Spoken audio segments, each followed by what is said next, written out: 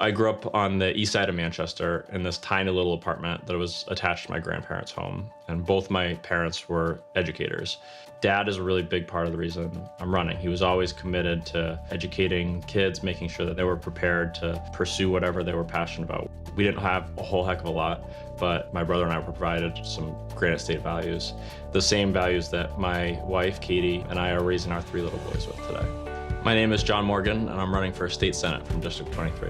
I'm really worried about the opioid crisis. My wife is a physician assistant at an emergency department, and every single day she'll come home and she'll be sharing really upsetting stories with me. I had a young man in his early 20s who worked really hard to get a good job, kind of fell into a workplace injury, and then he was put on pain medicine because of that, then developed an addiction to opiates, and unfortunately turned to heroin.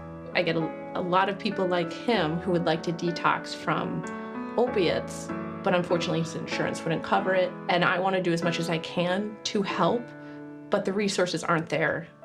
A lot of folks who are seeking treatment, they can't get into a treatment facility for sometimes up to 60 days.